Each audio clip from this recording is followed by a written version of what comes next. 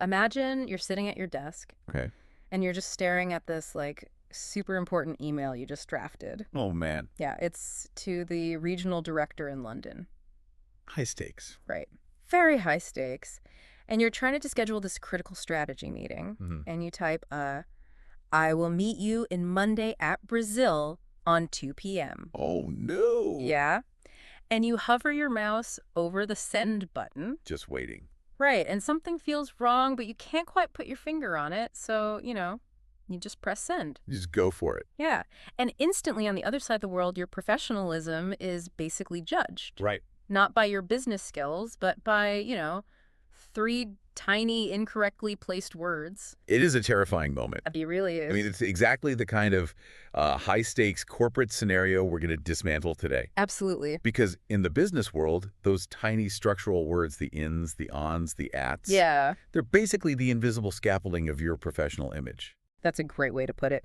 So, welcome to Acad FM, everybody. Welcome. This Deep Dive is brought to you by the team at AcademiaBSB. And it's specifically designed for our business English course. Right. And today is Thursday, August 20th. Yep. And we're looking at your latest class notes, which you can always find at students.AcademiaBSB.com. Always check the notes. Exactly. And our mission today is very clear, right? We're going to unpack the mechanics of English so you never have to hesitate before pressing send on an email ever again. That's the goal. Yeah. But to do that effectively, we have to start with a quick methodology check-in. Right. Let's talk about the method. Yeah, because the Academia BSB method is built on a very specific architecture of learning. It requires you to actively use your academic sheet. Actively, not just passively. Right. And you have to review each section of your class notes systematically after every session. Yeah, we're going to provide the context today, but, fluency happens when you take ownership of that review process. Yes. Exactly. Learning a language as an adult professional is, it's incredibly difficult. It's exhausting. You're working all day. Right. You cannot just listen passively and hope it absorbs. Yeah. You have to engage. And speaking of incredible engagement. Oh, yes. It's time for our Student Spotlight. I love this segment. Yeah. Today, we're focusing our analysis on the class notes of a student who really exemplifies this kind of dedication. Yep. Her name is Thaiza Duarte. Thaiza. Let's go. Her context is fascinating, actually. Tell me about it. So, looking at the notes, she recently executed a massive life transition. Oh, really? Yeah. She moved all the way from Brasilia to a new house in São Paulo. Wow, that's a big move. Huge. And specifically to optimize her commute and be closer to her corporate office. Man, that is a serious commitment to her career trajectory. It really is. And, when you look at her daily routine, you totally understand why she needed that shorter commute. Right. She's a secretary in a major office.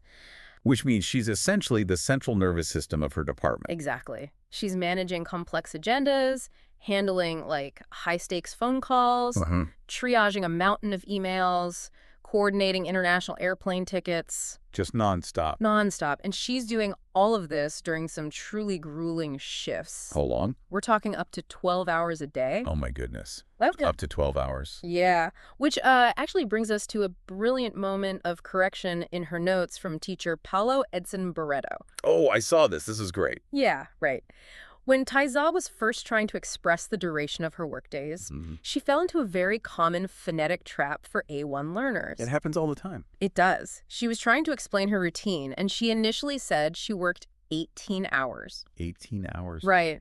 And you can see how that happens, Oh, absolutely. The difference in pronunciation between 12 and 20, or 18 and 80. Or even 18 and 8. Right. It can be incredibly subtle if you aren't used to the rhythm of the language. Totally. But teacher Paulo caught this immediately. Thank goodness. Yeah. He didn't just correct her, he walked her through the numbers, helping her clarify that she meant intense 12-hour shifts, not an impossible 18-hour day. Which is such a vital correction. Huge. I mean, in a business context, if you miscommunicate a number, it can alter a budget, ruin a schedule, or, like in Thaiza's case, completely misrepresent her availability. Exactly. Paulo's intervention ensures she has the exact vocabulary to describe her reality. Right. So let's use Thaiza's reality as our roadmap today. Let's do it. We're going to look at section 1.1. That's the vocabulary from the current class. Okay, section 1.1. And this is our first pass at the material. Now, instead of just reading you a list of direct translations, which is Well, how a lot of us were taught in school. The boring way, yeah. Right. We're going to build this vocabulary through the context of Thaiza's day. I love that. I'm going to pronounce the English word very slowly. Then we'll ground it with a contextual English clue, provide the Portuguese anchor so you can map it in your brain, and then use it in a corporate scenario. Perfect. Let's start with the verbs of movement and communication. Right. The first word is to walk. To walk. Right. Think about when the São Paulo subway breaks down and you have to rely on your own 2 feet to get to the office. Oh, the worst. In Portuguese, Andar. caminhar. Okay, got it. Next, we have to talk. To talk. Yeah. This is what you do when an email just isn't solving the problem. Right, you got to pick up the phone. Exactly. You have to pick up the phone and use your voice. Falar, conversar. Okay, so applying these to a scenario. I walk to the conference room and I talk on the phone about the quarterly budget. Beautiful. That gives the words a physical reality. Yeah, it really does. Next, let's look at verbs of creation and acquisition. Okay. To make. To make. Right. This is generating something that didn't exist before. Like a new project. Like drafting a brand new schedule from scratch. Phaser, crayor. And to learn. To learn. Yes. The process of absorbing new data. Like mastering a new piece of office software. Aprender. Awesome. Let's combine them.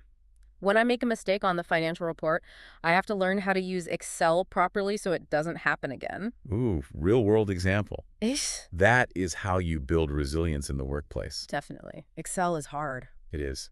Okay. Okay. Moving on to verbs of processing and self-care. Okay. I like self-care. To read. To read. Absorbing written information, just staring at that inbox. Yep. Fuller. Yep. Flare. And a crucial one for after a 12-hour shift. Oh, I know this is going to be. To take a shower. To take a shower. Right. Standing under the water to wash off all the stress of the corporate world. Tomar Bonho. Let's put these together. I read legal contracts all afternoon, so when I get home, I desperately need to take a shower to clear my head. I feel that in my soul. The mental fatigue is so real. Which brings us to our cognitive verbs. Okay. To forget. To forget. Yeah. When data completely slips out of your active memory, esquecer. Esquecer. Contrasted with to think about. To think about. Right. Holding a concept in your mind, analyzing it. Pensar sober. Right. Okay, here's the scenario. I try to forget the stressful client meeting, but I constantly think about the deadlines we missed. Ugh. That is the modern worker's dilemma right there. It really is. You just can't turn your brain up. You really can't. Finally, let's look at the transition into the evening routine. Yes, please. End of the day. The verb is to go to. To go to. Moving your physical self toward a destination. Ir para. Ir para.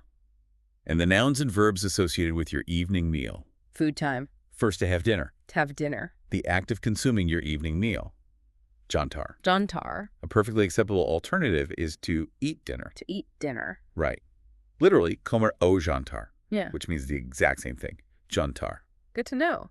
And the process before consumption. To prepare dinner. To prepare dinner. Cooking, chopping, getting the food ready. Preparar o jantar. Nice. Let's string this evening routine together. After I go to the supermarket, I realize I am too exhausted to prepare dinner. Yeah. So I just order delivery and eat dinner on the couch. That is highly relatable. Yeah. And notice how we are inferring the nouns here. What do you mean?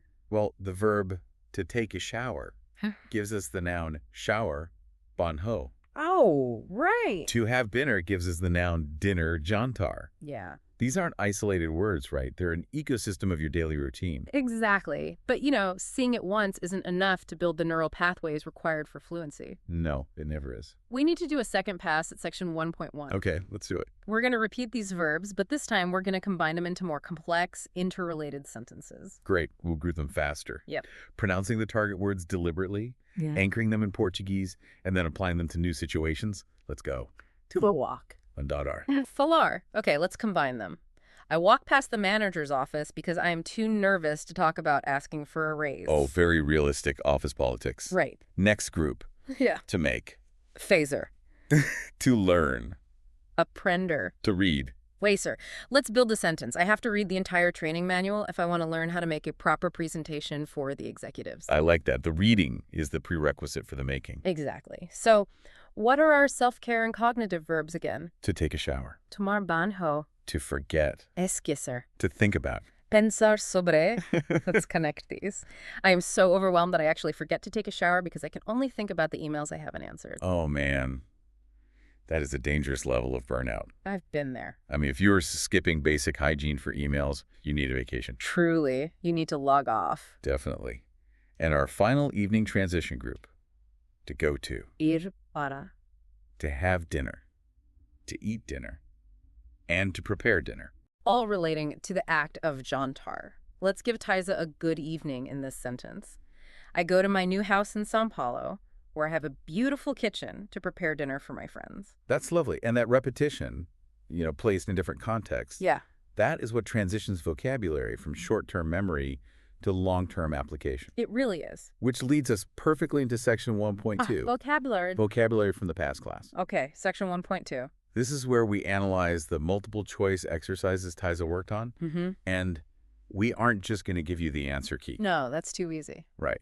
We are going to explain the underlying logic of why the answer is correct. I love this part. This is where we move from just rote memorization to actual comprehension. Exactly. Let's look at exercise 1, which focuses on family vocabulary. Okay. Question 1 asks, my mother's husband is my. The options are son, dad, coworker, teenager. Right. So the logic here requires tracing a family tree. Walk me through it. In a standard family structure, the man married to your mother is your father. But father isn't an option here. We have dad. Sure. Now, why dad instead of father? Well, father is very formal, right? It's almost legal or clinical. Exactly. In English, we use dad to express familiarity and affection. It's the register you use in daily life. So the answer is B, dad. Makes perfect sense. Question 2. My father's parents are my. Options. Yeah. Siblings, children, grandparents, coworkers. Okay. The mental path here is geographical. Go up one generation to your father, then up one more generation to his parents. Yeah. 2 generations above you makes them your blank. Grandparents. Answer C. Yep. Question 3. My brother and sister are my. Options. Parents, relatives, siblings, children. Okay, this is a fascinating one. Why is that? Because it highlights a major structural difference between English and Portuguese. Oh, right. In Portuguese, if you have a brother and a sister, you default to the masculine plural and call them your irmãos. Yeah, that's the rule. But English is highly specific. If you have a mixed gender group, you cannot call them brothers or sisters. You can't. You must use the collective gender-neutral term, siblings. Answer C. That's right. If you don't know this word, you literally cannot describe your family accurately in English. Spot on. It's such an important word to learn. Okay, question 4. My wife's husband is her. Options. Spouse, son, dad, coworker. Okay, this is a test of perspective. Yeah. If I am the husband and she is my wife, well, I am her husband. Right. But husband isn't an option. We need the gender-neutral legal term for a marriage partner, which is spouse. Answer A. Spouse. Yeah, in corporate HR documents, you will almost always see spouse rather than husband or wife. Very true. You have to know that for the corporate world. Definitely. And question 5. My father's brother is one of my options. Children, relatives, parents, siblings. Okay. So a father's brother is an uncle, but uncle is missing from the options. So we have to scale up to the broader category. Right. He is part of your extended family tree, which makes him one of your relatives. Answer B. Excellent. So the definitive key for exercise 1 is 1B, 2C, 3C, 4A, 5B. Awesome. Now, exercise 2 is arguably the most important grammatical concept for an A1 learner. Oh, without a doubt. The present simple tense. This is where people make or break their professional image. It really is. Let's dig in. All right. Question 1. My mother blank at a hospital. The options are work, works, working, worked. Okay, let's break down the mechanics here. The subject of the sentence is my mother. Right. In grammatical terms, that is a third-person singular pronoun, she. Now, in English, the present simple tense has a very strict, unbreakable rule. When you are talking about he, she, or it, the verb must wear a specific uniform. Oh, uniform. Yes. And that uniform is the letter des added to the end of the base verb. I love that analogy. It is a uniform. It helps to visualize it, right? Yeah. If you say my mother work, it's like walking into a boardroom wearing a swimsuit. Exactly. Like people will understand you, but you look completely out of place. Exactly. You must put the es uniform on the verb. So work becomes works. The answer is B. Okay, let's test that logic on question 2. We blank to school every morning. Options. Goes, go, going, gone. The subject is we. This is a plural pronoun, first person plural. Right. It says uniform is only for he, she, and it. So for we, the verb stays in its plain everyday clothes, the base form, we go. Answer B. Simple enough. Question 3. My dad blank dinner every Sunday. Options. Cook, cooks, cooking, cooked. My dad translates to the pronoun he, third person singular. We are back in the boardroom. Put the uniform on. Put the uniform on the verb. Add the S, he cooks. Answer B. Question 4. They blank their grandparents every weekend. Options. Visit, visits, visiting, visited. The subject is they. This is third person plural. Because it is plural, the as rule does not apply. The verb stays bare, they visit. Answer A. Perfect. Question 5. My sister blank books after school. Options. Read, reads, reading, reader. My sister is a she, third person singular. Apply the uniform. She reads. Answer B. So the key for exercise 2 is 1B, 2B, 3B, 4A, 5B. You know, master this rule and your English instantly sounds infinitely more competent. It's a game changer. Moving to exercise 3, we tackled prepositions. Oh boy. Prepositions. I know. This is an area where adult learners often panic because prepositions don't always translate directly from Portuguese to English. They really don't. But if you think of them as directional arrows, they make a lot more sense. Right. They show the relationship between the action and the destination. Exactly. Question 1. We travel blank Spain every summer. When you travel, you are initiating movement toward a geographical destination. So the arrow pointing toward a destination is to. We travel to Spain. Answer A. Easy. Question 2. My aunt comes back blank work at 6 p.m. If to is the arrow pointing toward a place, what is the arrow for originating from a place? Right, so it's starting there. It's from. The movement originates at her job and points toward her home. She comes back from work. Answer B. Question 3. The teacher talks blank healthy food. What is the arrow pointing at the subject matter of a conversation? When you are circling a topic, discussing its details, the preposition is about. The teacher talks about healthy food. Answer C. Beautiful. Question 4. We go blank the park after lunch. Again, physical movement toward a destination. The arrow points forward. We go to the park. Answer A. Question 5. My parents return blank home late. Now, this is a very interesting linguistic quirk. It is. In English, home is often treated as an adverb of place rather than just a noun, so we typically say go home or return home without any preposition at all. That is true. Saying return to home sounds slightly archaic or overly formal. Yeah, a bit weird. However, in the context of this specific A1 exercise, if a blank space is provided and you must choose an option, 2 is the only logical directional arrow provided in the key. So recognizing the constraints of the test, the answer is A. The confirmed key for exercise 3 is 1A, 2B, 3C, 4A, 5A. Good catch on test strategy there. Thanks. Next, exercises 4 and 5 cover WH words and relatives.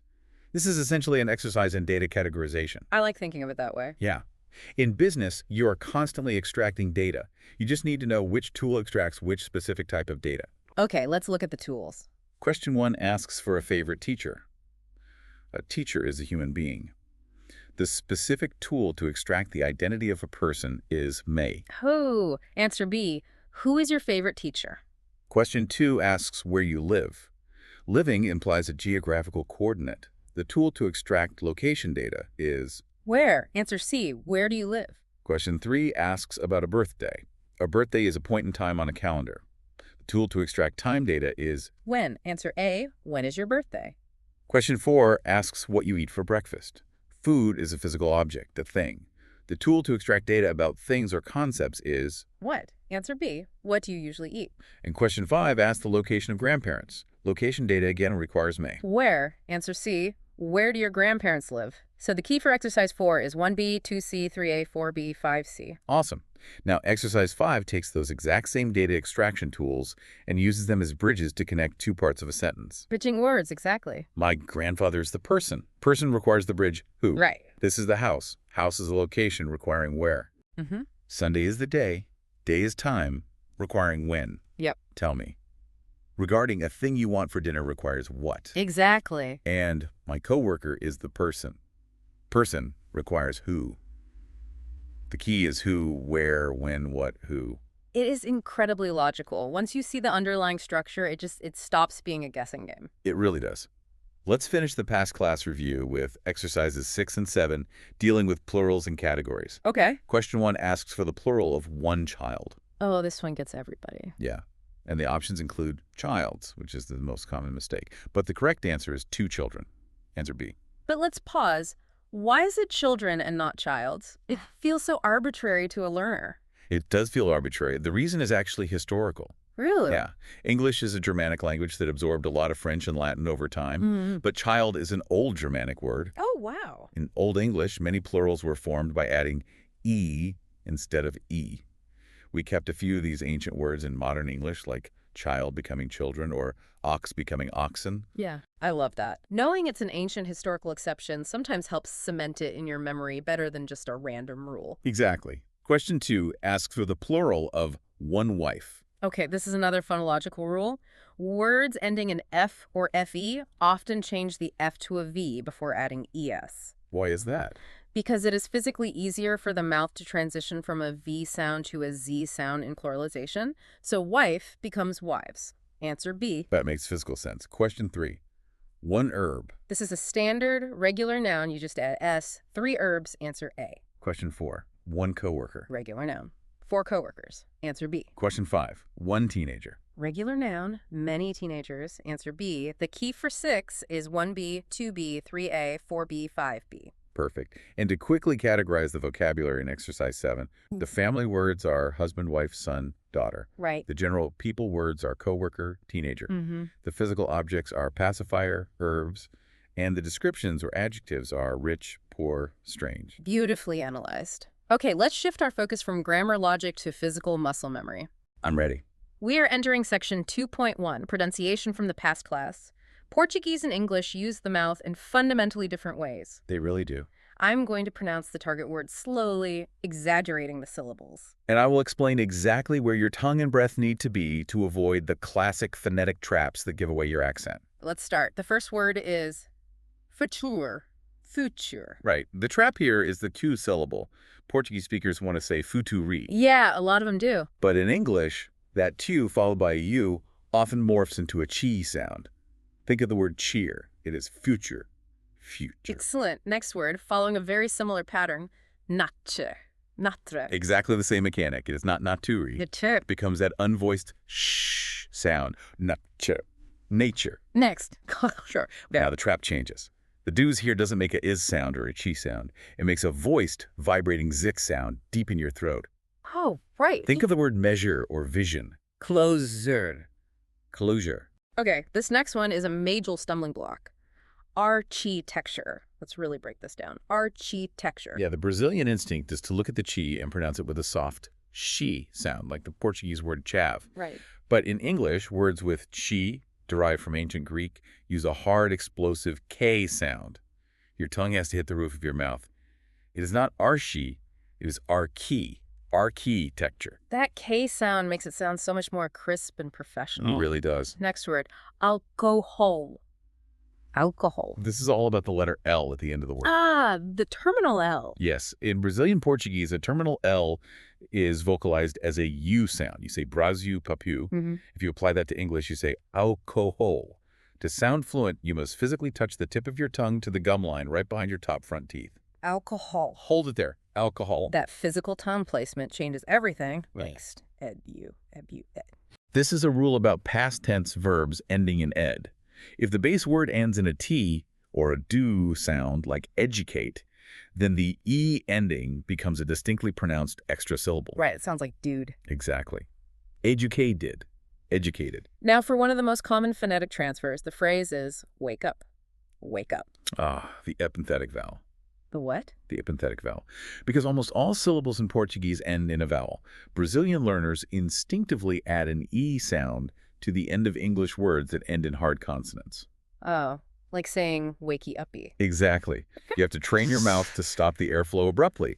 The K in wake should link directly into the U in up without any extra vowels in between. It should sound like one single fluid word, wake up. Cut the sound off cleanly. Wake up. Last two for this section, and they distinguish two very different things. First, dinner. Dimmer. Notice the double N in the spelling.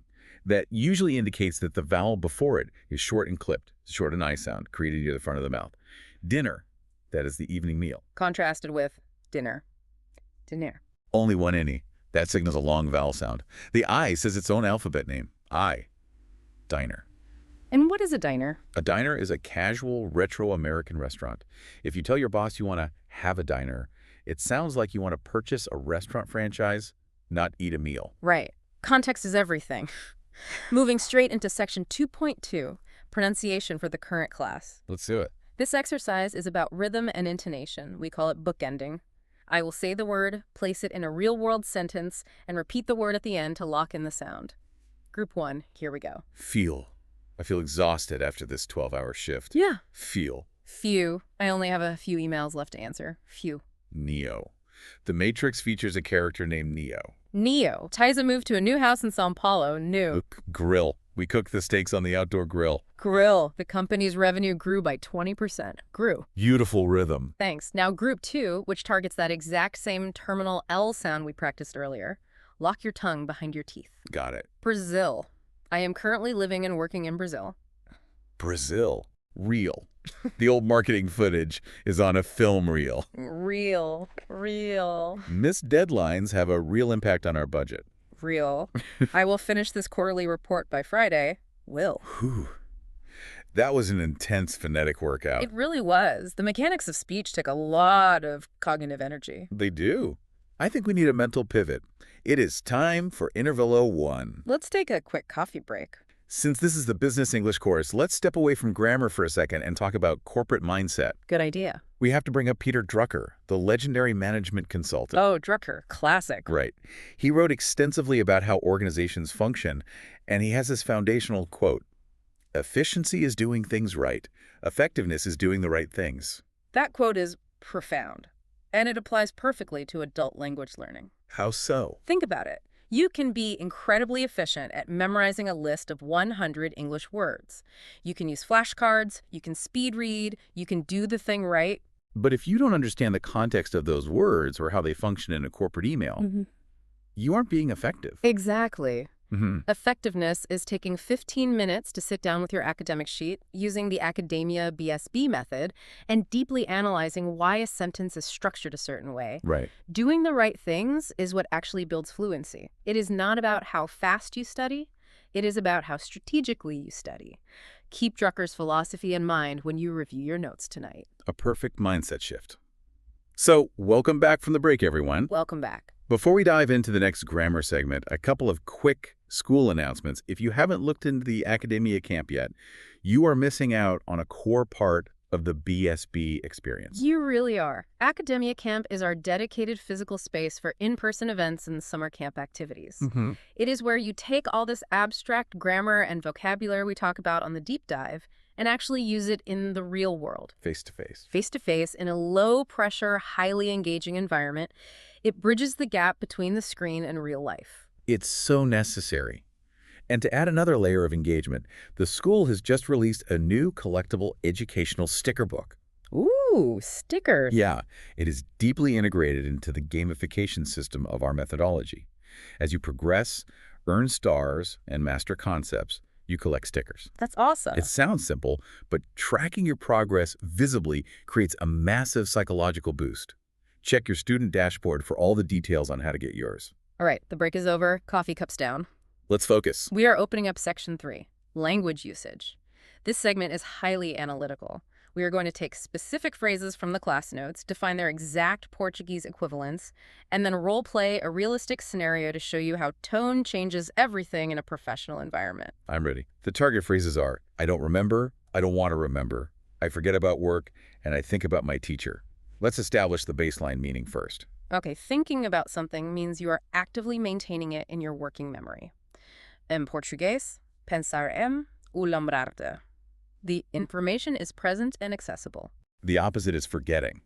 This means the information has exited your working memory. Em português, esquecer. You no longer have access to it. So let's look at the nuance of memory in a corporate context. Let's set the scene. Okay. It is 6:00 p.m. on a Friday. We are both exhausted. We are packing up our laptops to leave the office. Finally, my brain is fried. Hey, before you head out, did you send that finalized budget projection to the directors? Oh, man, I don't remember. I had the spreadsheet open this morning, but then the client called with a crisis. Did I hit send? I honestly don't remember. Well, you better log back in and check, because during the week you have to think about your bills, you have to think about your English classes, and you absolutely have to think about your critical work tasks. You are right. I can't leave this pending. Okay, booting the laptop back up, checking the sent folder. Yes, it went out at 11:30 a.m. Nice. Okay, crisis averted, laptop permanently closed. On the weekends, I completely forget about work. I only think about barbecue, party, and my bed. I fully support that. I think about barbecue, party, bed. You are intentionally letting the corporate data exit your memory to make room for weekend data. Okay, but let me push back on this because this is where the exact phrasing becomes dangerous. What do you mean? Let's say it is Saturday afternoon. I'm at the barbecue. My boss sends me a WhatsApp message asking a complex question about next week's schedule. On Monday morning, do I tell her that I forgot about work, or do I tell her that I didn't want to remember work? Oh, wow. That is a massive, potentially career-ending distinction. Let's analyze it. Okay. If you tell your boss, I'm sorry I didn't reply, I forgot about work, it implies a passive, accidental lapse in memory. You are saying, I was so relaxed that the thought of the office organically slipped from my mind.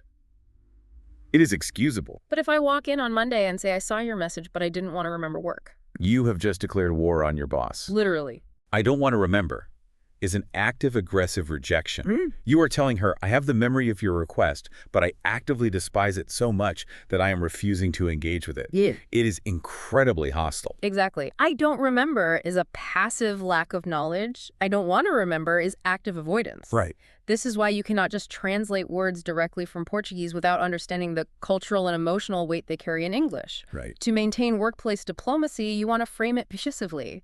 I try to disconnect and forget about work on the weekends. Diplomacy through vocabulary. It is the most powerful tool a professional can have. Which brings us perfectly into Section 5, grammar. Yes, Section 5. This is a deep dive into the structural rules that govern how we communicate time and space. We are analyzing Unit 100 on WH questions and Unit 107 on prepositions of time and place. Let's start with those prepositions, een, own, and at.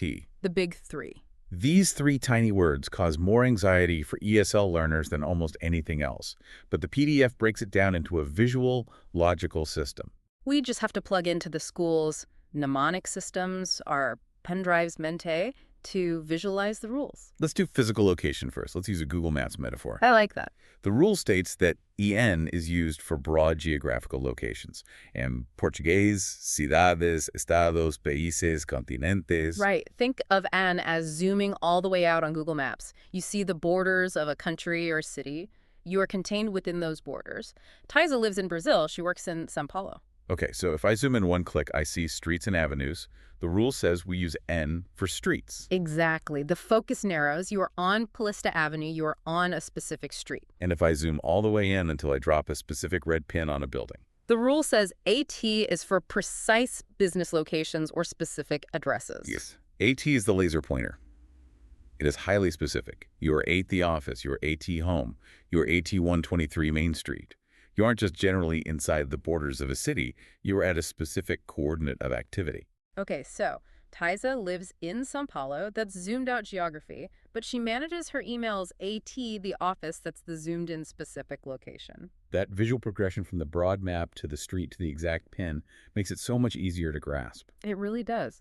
Now, does that same zooming logic apply to prepositions of time? It applies perfectly. In is for broad, zoomed-out periods of time, months, years, centuries, and major parts of the day. You study English in 2026. Your vacation is in December. But wait, if Ihnen is for broad times like months and years, why do we say in the morning? That is a specific part of the day. It feels a bit contradictory to the rule. That is a fantastic observation, and it confuses many people. But think of the morning as a large container of time. It has a beginning and an end spanning several hours. You are doing an action somewhere inside that container. Therefore, you read your emails in the morning. That makes sense. A container of time. So moving to on, the rule says on is for specific dates and days of the week. Zoom in one click. You are looking at a calendar. A calendar is a flat surface. You place your finger on a specific day. The meeting is on Monday. Your birthday party is on December 12th. And finally, AT. Zoom all the way in. The laser pointer. AT is for highly precise, specific times on a clock. You cannot be inside a specific hour. You arrive at T90 a.m. The presentation begins AT 2:20:15 p.m.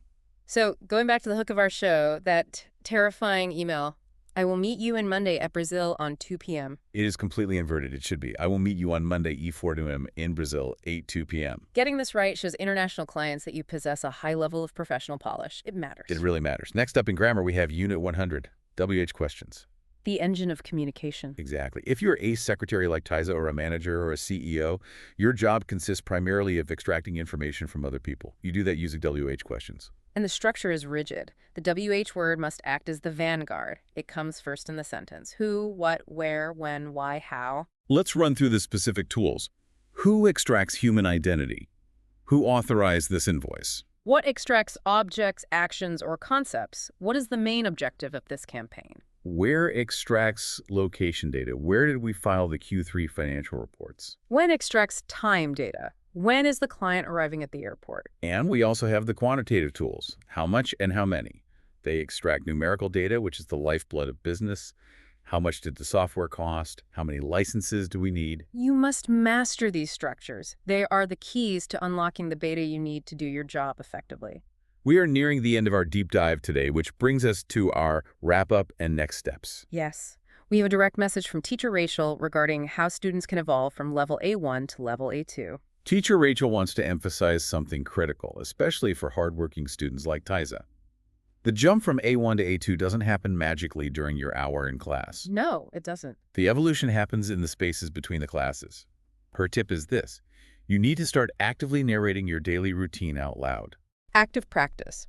When you're standing in the kitchen, literally say out loud, I am making coffee. I drink coffee in the morning. When you are reviewing an email draft before sending it, read it aloud. Your ears will often catch grammatical errors that your eyes glaze over. Speak the language into the physical space around you. It is about breaking the barrier of silence. Yeah. And to support that active practice, we have our bibliographic references. Yes, very important. We strongly urge you to log into the portal and deeply review Grammar Unit 100 on WH questions and Unit 107 on prepositions of time and place. And please do not skip the reading comprehension text. There is a specific text titled, Everybody Works Around Here. Read it. Analyze it. It organically reinforces all the daily routine verbs and corporate scenarios we just discussed. Preparation is everything. Okay, before we officially sign off, it is time for our cliffhanger. Ooh. We want to introduce the upcoming linguistic scope for your next class. We are going to be tackling, and actually I have a quick question for you. Oh boy. Okay, what is it? We were just talking about extracting numerical data in business. Do you know the practical difference between telling your boss you have many problems at work versus having a few problems at work? Let me think about that. Many problems versus a few problems. Well, logically, if you consider the scope. Oh, come on. It is so obvious. I can't wait for you to analyze it. Many is a massive quantity. You have a mountain of problems and the department is on fire. A few is a small quantity. Just a couple of tiny, manageable issues. See? It completely changes the severity of the situation. Well, yep, exactly what I was going to say. Many is a large quantity, a few is a small quantity. A perfectly succinct explanation. I knew you would agree. And in the next class, you are all going to learn exactly how to deploy those quantitative words perfectly to manage expectations in your own workplace. Well, that is all the time we have for today's exhaustive deep dive into your class notes. Remember, the beauty of audio is that you can listen to this again. Play it on your commute to the office, while you take a shower, or while you prepare dinner. Let the logic wash over you until it becomes second nature. To close us out, let's remember the core philosophy of our school. Say it with me. It is not only about the language, it is all about communication. No es só sobre o idioma, é tudo sobre comunicação. Keep practicing your routines out loud, keep reviewing those academic sheets, and we will see you in the next deep dive. Keep communicating.